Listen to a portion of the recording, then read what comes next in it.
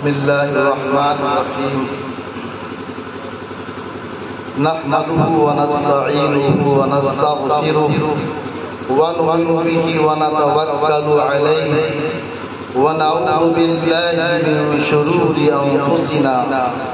ومن سيئات أعمالنا من يهده الله فلا مضل له ومن يضلل فلا هادي له ونشهد أن لا إله إلا الله ونشهد أن سيدنا ومولانا محمدا عبده ورسوله صلى الله عليه وسلم أما بعد أعوذ بالله من الشيطان الرجيم بسم الله الرحمن الرحيم إنما يخشى الله من عباده العلماء صدق الله العلي العظيم وقال النبي صلى الله عليه وسلم العلماء ورثة الأنبياء أو كما قال عليه الصلاة والسلام.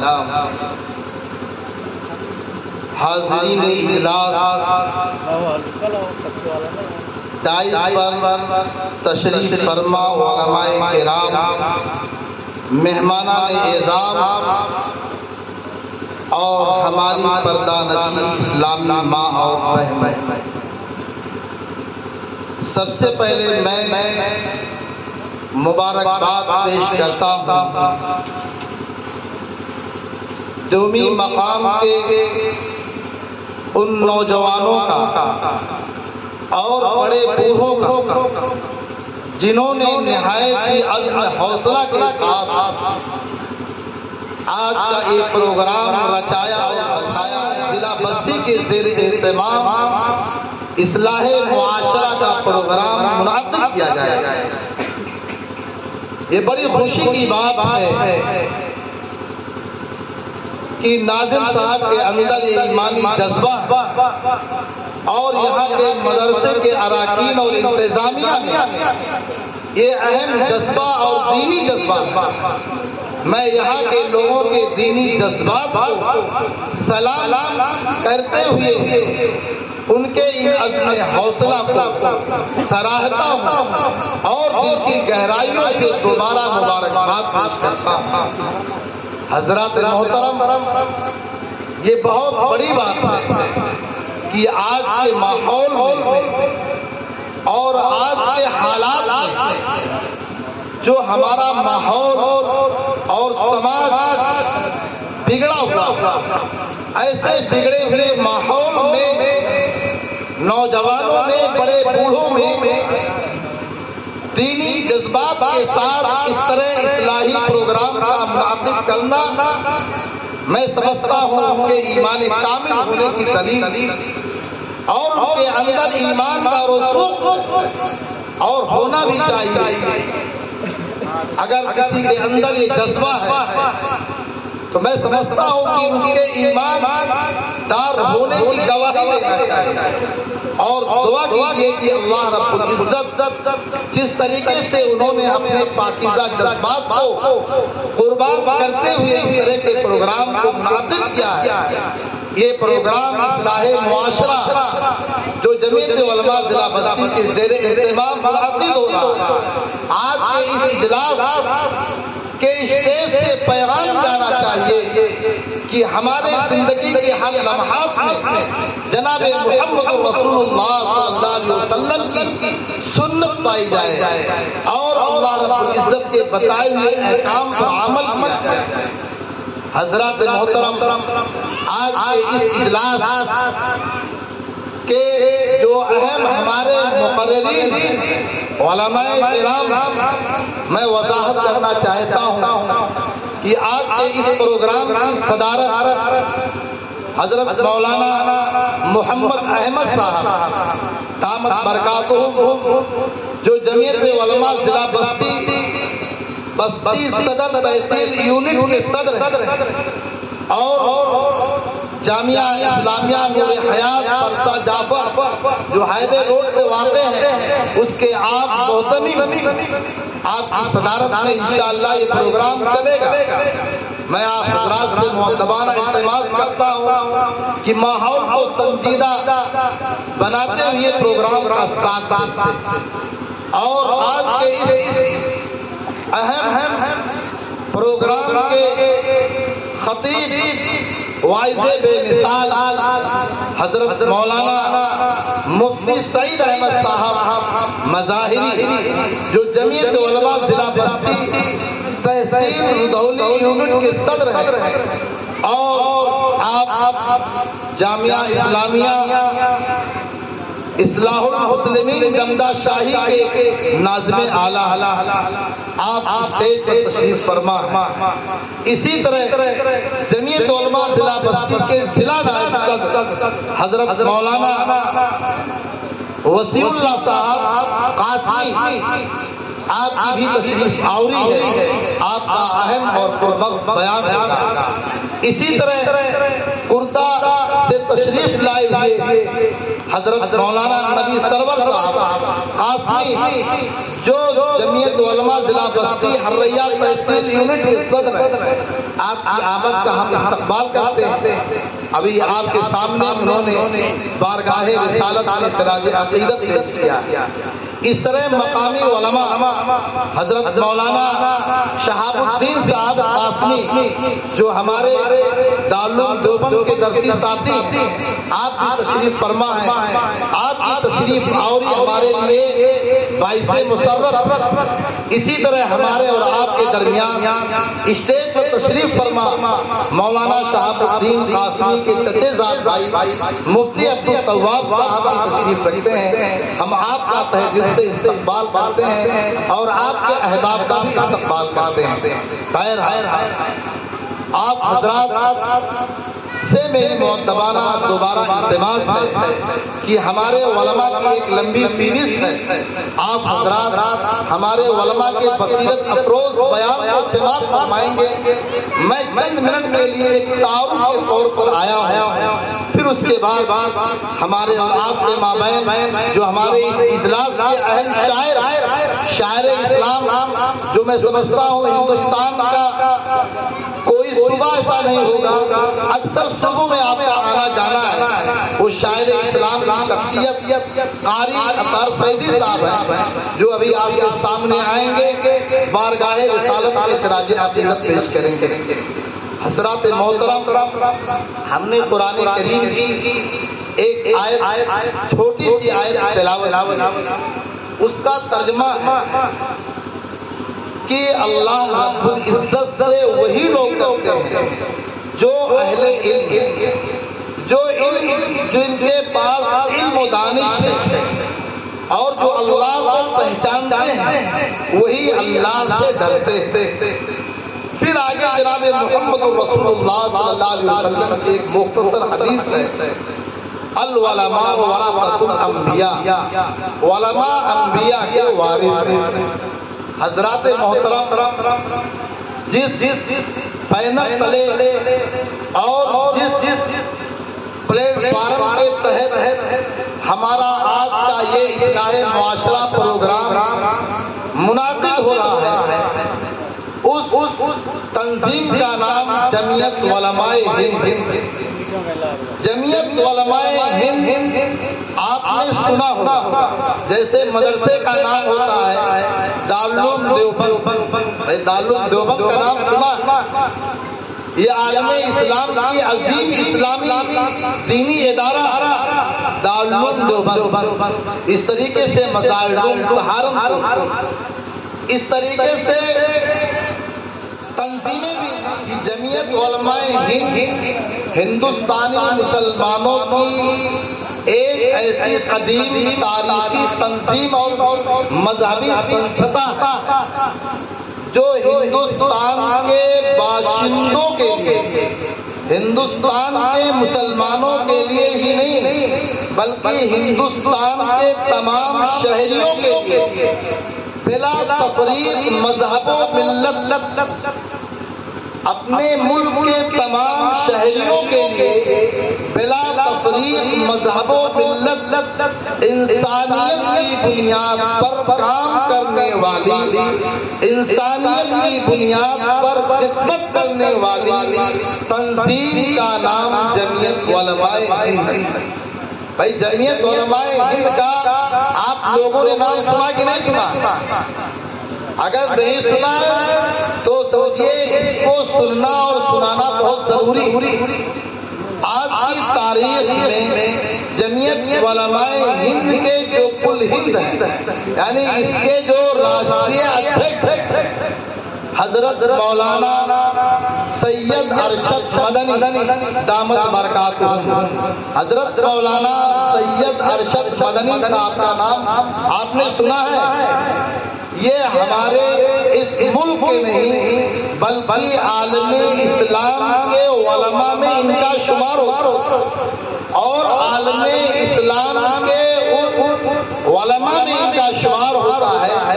جو بڑے بڑے علماء ہیں پورے ملک کے نہیں عالمی پیمانے پر، یعنی انٹرنیشنل پیمانے پر ان کا شمار ہوتا ہے۔ اس شخصیت کا نام حضرت مولانا سید ارشد مدنی ہے جو ہمارے اس جمعیت کے یعنی جمعیت علماء ہند کے صدر۔ تو جمعیت علماء ہند انسانیت کی بنیاد پر اس ملک میں کام کرنے والی تنظیم کا نام۔ حضرات محترم، ہم مسلمان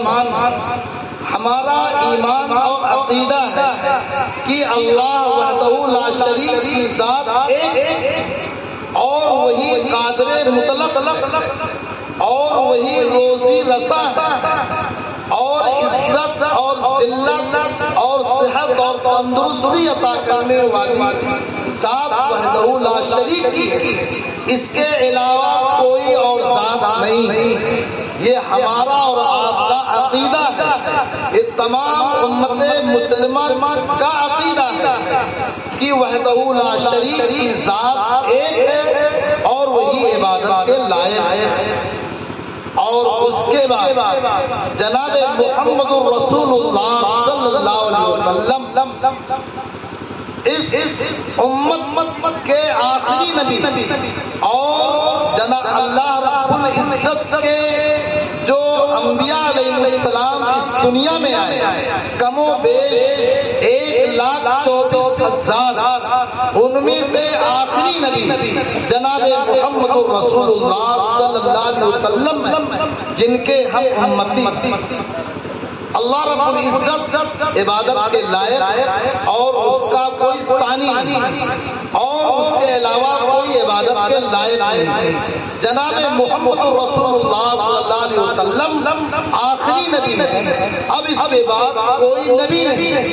اس کی رسالت قیامت تک کے لیے ہے، اب اس کے بعد کوئی نبی نہیں ہے، نبوت کا دروازہ بند۔ ہاں کار نبوت جاری اور وہ کار نبوت کا سلسلہ جناب محمد رسول اللہ صلی اللہ علیہ وسلم کے جو برگزیدہ شاگردان رشید تھے اور آپ کے وقت کے جو آپ کے شاگرد اور آپ کے اولین مخاطب تھے جن کو شریعت کی اصطلاح میں صحابہ کرام رضوان اللہ علیہم اجمعین کہا۔ جناب محمد رسول اللہ صلی اللہ علیہ وسلم نے اپنے صحابہ کو 23 سال کے اندر وہ درس دیا اور وہ نصاب تعلیم دی جس کی وجہ سے وہ صحابہ کرام رضوان اللہ علیہم اجمعین جناب محمد رسول اللہ صلی اللہ علیہ وسلم کے اس دنیا سے روپوش ہو جانے کے بعد آپ لوگوں نے پوری کمان سنبھالی اور اللہ کے رسول صلی اللہ علیہ وسلم نے فرمایا اصحابی کا نجوم بِأَيِّهِمْ اقتدیت کہ میرے صحابہ ستاروں کے مانند ہیں، ان میں سے کسی ایک کی آپ اتباع کر لیں گے کامیاب ہو جائیں گے۔ اللہ کے آخری نبی نے اس اپنی پوری جماعت کو تیار کیا اور ان کو ایسی شہادت سے سرفراز کیا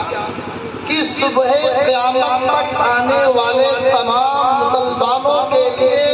یہ نمونہ بن گئے. اور اس کے بعد صحابہ کرام کے بعد تابعین، تبع تابعین،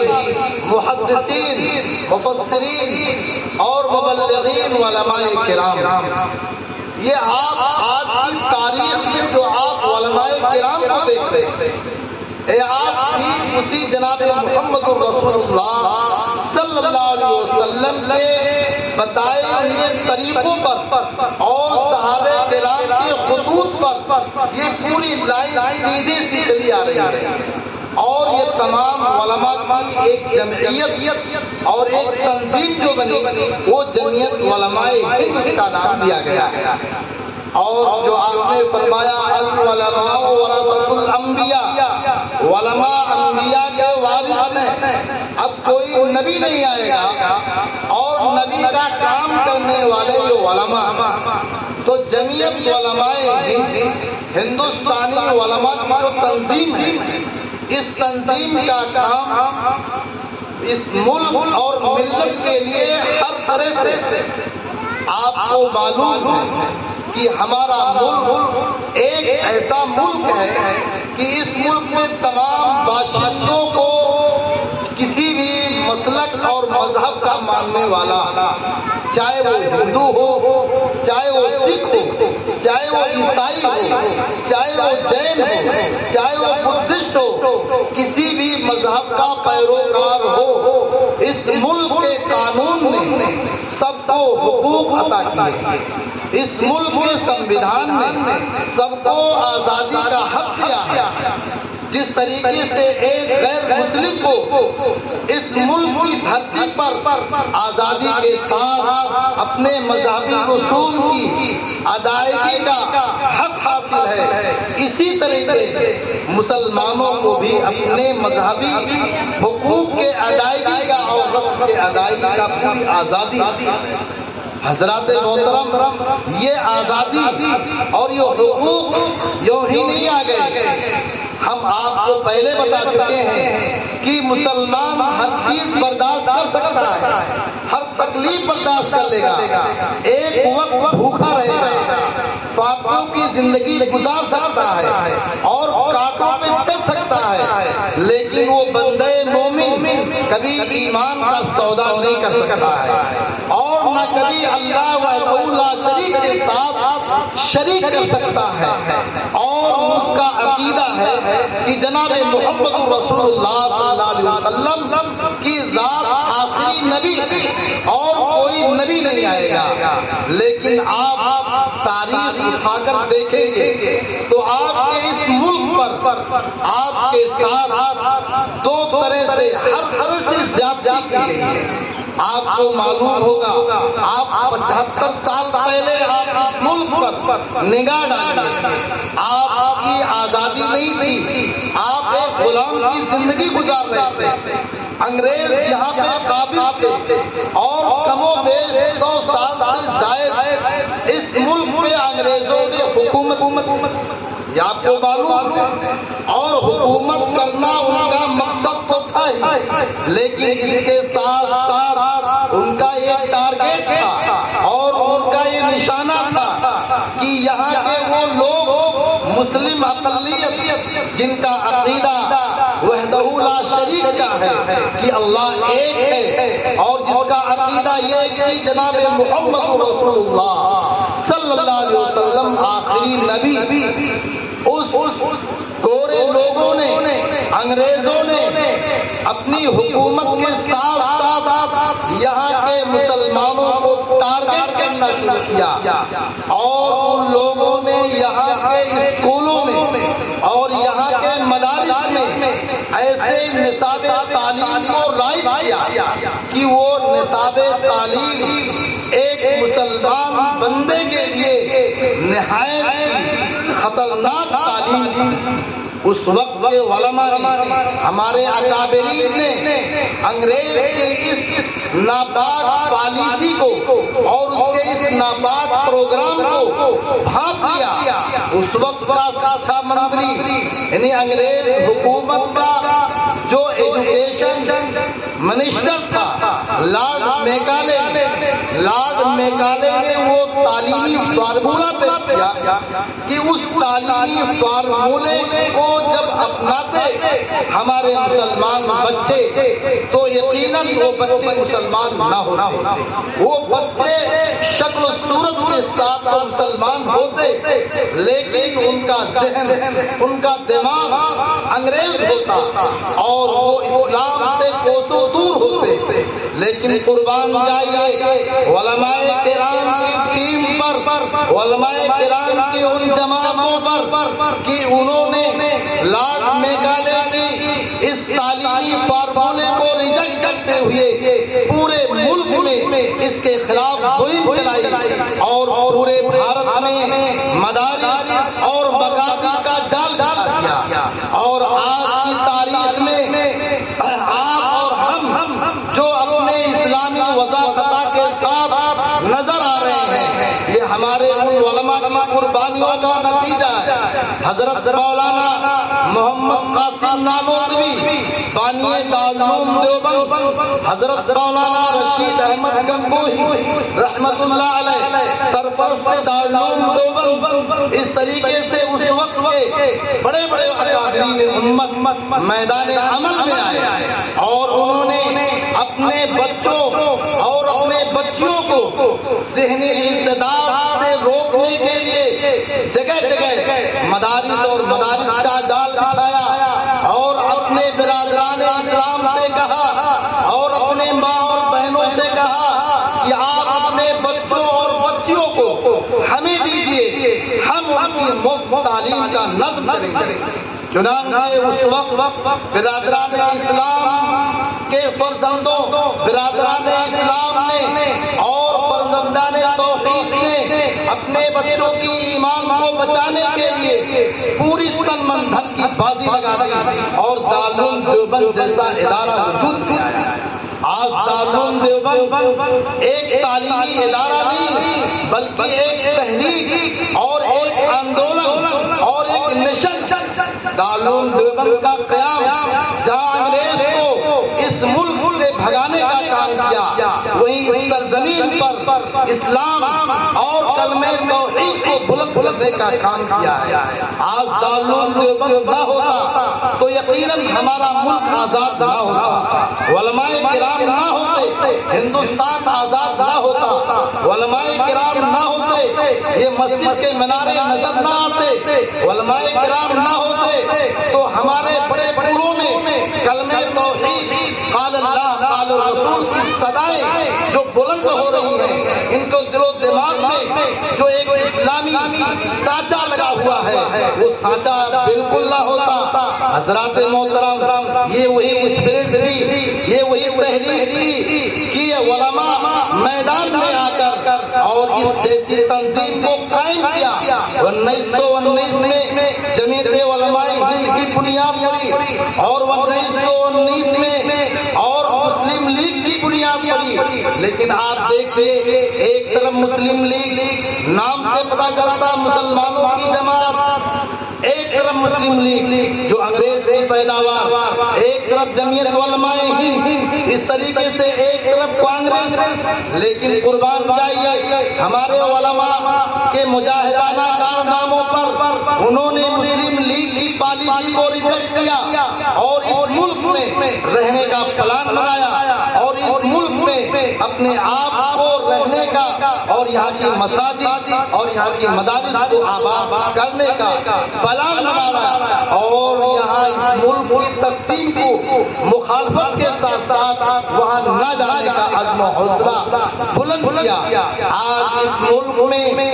آپ کے سامنے جو آپ اس کا باعلاج دیکھیں گے اور اس کا سمویدھان دیکھیں گے، جب اس مختصر کی بات میں کرنے جا رہا ہوں، وقت بہت کم ہے، ایک تاریخی حقیقت ہے، اس کو بیان کرنا ضروری ہے۔ ہمارا ملک آزاد ہو گیا علماء کرام کی قربانیوں سے، لیکن مسئلہ یہ آیا جب ملک آزاد ہوا آپ اور ہم ہم جانتے ہیں سن 1947 میں 14 اگست کو پاکستان قائم ہو گیا اور ہندوستان کا بٹوارا ہو گیا. اس لیے پاکستان ملک اپنی سن 1947 14 اگست وہ آزادی کی ڈیٹ مانتی ہے اور ہم اور آپ 15 اگست سن 1947 کو مانتے ہیں. حضرات محترم، اس وقت مسلمانوں کے لیے بہت بڑی آزمائش کا مقام تھا اور مسلمان دو راہے پر کھڑے تھے، جائے تو کہاں جائے. ہمارے علماء میدان میں آ کر کہا یہیں پہ رہنا ہے. ہماری بہت ساری مساجد ہیں، ہمارے بڑے بڑے دارالعلوم، ہم یہیں پہ رہیں گے. مسلمانوں نے اپنا رہنے کا فیصلہ کیا. اس کے بعد جب اس ملک کے سنویدھان بننے کا موقع آیا تو کچھ لوگوں نے کہا کہ آپ نے تو ملک دونوں طرف لے لیا، ایک مشرق میں بھی لے لیا، مغرب میں بھی لیا، پچھمی پاکستان اور پوربی پاکستان، آپ کا یہاں کوئی حق نہیں.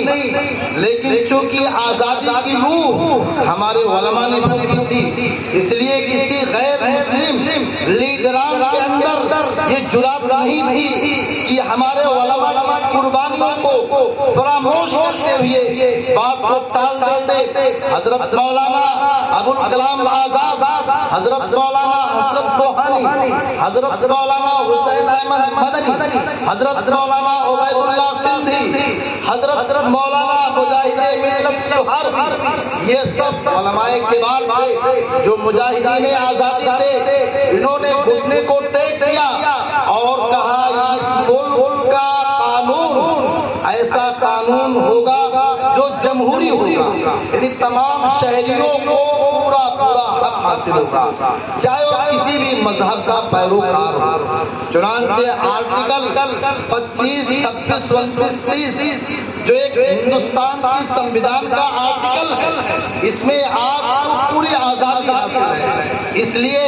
آپ اس میں آپ کا جو مکاتب آتے ہیں، جو مدارس آتے ہیں، اس کو مکمل آپ کو آزادی حاصل ہے آرٹیکل 25، 26 کے تحت. پھر اس کے بعد ابھی کچھ سال پہلے اس میں ترمیم بھی ہوا ہے اور رائٹ ٹو ایجوکیشن جو ایک سنویدھان اور ایک قانون بنایا گیا، اس میں بھی مدارس کو اور پاٹھشالاؤں کو الگ کر دیا گیا ہے کہ مدرسہ اور مکتب اور پاٹھشالے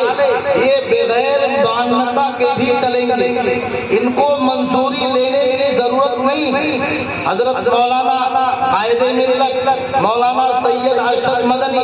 دامت برکاتہم نے اس کے لیے باضابطہ وکلا اور وکیلوں کی ایک پینل اور ایک کمیٹی بنائی. جب یہ پتا چلا کہ ہمارے اتر پردیش سرکار نے جگہ جگہ مکاتب کو نوٹس دے رہی ہے اور مدارس کو نوٹس دیا جا رہا ہے کہ آپ کے مکاتب منظور شدہ نہیں ہیں، تو اس وقت وکلا کی ایک میٹنگ ہوئی. حضرت مولانا سید ارشد مدنی جو جمعیت علماء ہند کے صدر ہیں، ان کی صدارت میں میٹنگ ہوئی. میٹنگ میں یہ طے پایا قانون کی روشنی میں کہ مکاتب کے خلاف اگر کوئی مقامی آفیسر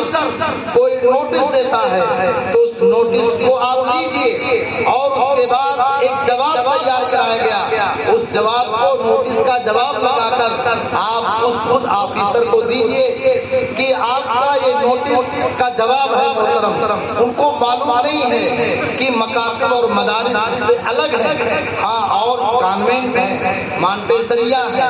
اور دیگر اسکول اور کالج ہیں، ان کو آپ کو مانتا لینی پڑے گی. لیکن مذہبی اسکولوں اور مدرسوں کے لیے مانتا کی ضرورت نہیں ہے. اس لیے میں سمجھتا ہوں کہ یہاں کے بڑے ادھیکاری بھی جانتے ہیں. بہت ساری جگہوں پہ نوٹس آئی تھی. اس سے 2 سال پہلے ہم لوگوں نے نوٹس کا جواب دیا. باضابطہ بی ایس اے سے بات ہوئی. جو بی ایس اے جو ضلع کا سب سے بڑا ادھیکاری ہوتا ہے، اس نے جب دیکھا کہا ہاں بات صحیح ہے، اس لیے اگر کوئی مقامی سطح پر کوئی شرارت کرتا ہے تو اس سے گھبرانے کی ضرورت نہیں ہے. آپ آزاد ہیں, آپ کو مکمل آزادی ہے. حضرات محترم, میں یہ کہہ رہا تھا کہ ہمارے علماء نے مدارس اور مکاتب کا جال بچھا کر ہمارے بچوں کے ایمان کے بچانے کا بہت بڑا کام کیا ہے. اس لیے آج کی تاریخ میں ہماری اور آپ کی ذمہ داری کہ ہم اپنے مکاتب کو بچائیں, اور ہم اپنے مکاتب, چھوٹے چھوٹے جو مکاتب ہیں, یہ آپ معمولی نہ سمجھیں, یہ بہت بڑے ادارے ہیں. ان اداروں کی حفاظت گویا اپنے ایمان کی حفاظت. اگر کوئی بندہ اس مکاتب کے ساتھ کوئی رواداری نہیں رکھتا, نہ کوئی تعاون کرتا ہے, نہ اس کی مدد کرتا ہے, نہ اس کی تعلیمی ترقی کے لیے آگے بڑھتا ہے, میں کہتا ہوں کہ اس کے ایمان میں کمزوری. اس لیے حضرات محترم, آپ حضرات مقامی سطح پر, آپ کے گاؤں میں, آپ کے محلے میں جو بھی مکاتب ہیں, جو بھی مدارس ہیں, ان مدارس کی تعلیم و ترقی کے لیے آپ کوشش کیجیے. انشاءاللہ آپ کا ایمان محفوظ رہے گا, آپ کے بچوں کا ایمان محفوظ رہے گا, اور آپ کے آئندہ آنے والی نسلوں کا بھی ایمان محفوظ رہے گا. آپ بتائیے, بڑے افسوس کا مقام ہے کہ ہم اپنے نوجوانوں کو اپنی مکتبی تعلیم سے ہٹا کر, قرآن کی تعلیم سے ہٹا کر, اور اس تعلیم سے ہٹا کر جس تعلیم میں نماز, روزہ, پنج وقتہ نمازوں کی پوری ریہرسل ہوتی ہے, عملی مشق کرایا جاتا ہے, اور قرآن و حدیث کی تعلیم ہوتی ہے, آپ ضروری تعلیم نہ دے کر آپ اور ہم اپنے بچوں اور بچیوں کو غیروں کے اسکول میں لے کر ایڈمیشن کرواتے ہیں. بڑے افسوس کا مقام ہے. یقیناً ہمارے آپ کے ایمان کا امتحان ہے. اس لیے حضرات محترم, آج کے اس اصلاح معاشرہ اجلاس کے اسٹیج سے ہم یہ پیغام دینا چاہتے ہیں, آپ برائے مہربانی آپ اپنی نسلوں کی ایمان کی حفاظت کا فکر اور اپنے نونہالوں کا داخلہ پہلے آپ محلے کے مکتب میں دلائیے, پھر درجہ 5 پاس کر کے وہ بچے جا کے 6 میں نام لیں, یا اس طرح اسکول میں ڈالیے جہاں پہ مسلم مینجمنٹ ہے, وہاں پہ لوگ تعلیم, اسلامی تعلیم ہے. اب تو بہت سارے جگہوں پر درجہ 8 اور ہائی اسکول تک بہت اچھا نصاب ہے کہ وہاں قرآن ہے, دینیات ہے, اردو ہے, انگریزی ہے, بیت ہے, اور ہائی اسکول تک پوری تیاری کرواتے ہیں. آپ ایسے اسکول کو قائم کیجیے, اور ایسے اسکول اگر ایسے بچوں کا ایڈمیشن کرائیں, اور خاص طور سے اپنے بچوں کی تعلیم پر خاص نگاہ رکھیے, باپردہ تعلیم کا اس کا لحاظ رکھیے, اس کا خیال رکھیے. اس لیے اگر ہم نے اپنے بچوں کا اور اپنے بچیوں کا شروع ہی سے نگرانی نہیں کی تو آپ کل کے روز پچھتائیں گے, پھر پچھتانے سے کوئی فائدہ نہیں ہوگا. حالات بہت نازک, اور آپ کے خلاف پوری پلان, پوری سازش کہ ان کے خواتین کو ارغمال بنایا ہے. حضرات محترم, یہ بہت نازک دور, آپ کا مد مقابل بالکل چوکس, لیکن افسوس ہمارے ملت کے نوجوان سو رہے, ہمارے ملت کے سرمایہ دار لوگ سو رہے. ہمارے ملت کے سرمایہ داروں کی یہ ضرورت ہے کہ آپ اپنے پیسوں سے ایسے اسکول, ایسے کالج کو قائم کرو جس اسکول میں ہماری مسلم بچیاں اور ہماری غیر مسلم بچیاں بھی پردے کے ساتھ الگ ہو کر, بچوں کے ساتھ نہ مل کر الگ وہ تعلیم اور شکشا لے. کوئی گارجن یہ نہیں چاہتا کہ ہماری بچی لڑکوں کے ساتھ تعلیم حاصل کرے. چاہے کسی بھی مذہب کا ہو، ہر آدمی چاہتا ہے کہ ہماری بچی کے لیے سیفٹی ہو، اور ہر ایک چاہتا ہے کہ ہماری بچی کی عزت آبرو محفوظ ہو، کسی بھی خاندان کا ہو، کسی بھی مذہب کا ہو، ہر ایک چاہتا ہے۔ اس لیے حضرات محترم یہ سمجھیے بہت بڑا یہ ملت کا کام ہوگا کہ جو ہمارے ملت کے بڑا لوگ ہیں اور جو پیسے والی پارٹیاں ہیں وہ اس پر دھیان دیں اور ایسے کالج اور ایسے اسکولوں کی بنیاد ڈالیں جس میں اسلامی تعلیم و تربیت کے ساتھ اعلیٰ تعلیم کا نصب ہو، اور ہمارے جو مکاتب ہیں اور جو مدارس ہیں ان میں سب سے پہلے آپ بچوں کا داخلہ لیں، پھر اس کے بعد ان بچوں کا دوسرے اسکولوں کا رخ کرائیں۔ حضرات محترم بغیر کچھ کہے آپ اپنی بات کو ختم کرتے ہوئے آپ سے یہ مدبارہ التماس کرتے ہیں کہ ہمارے اور آپ کے درمیان بہت بڑے بڑے علماء کرام موجود ہیں، میں ان سے اور آپ سے یہ معتبرہ التماس کروں گا کہ ہم جس مقصد کے لیے آئے ہیں اللہ رب العزت سے دعا کریں کہ اللہ رب العزت ہمیں اس مقصد میں کامیابی عطا فرمائے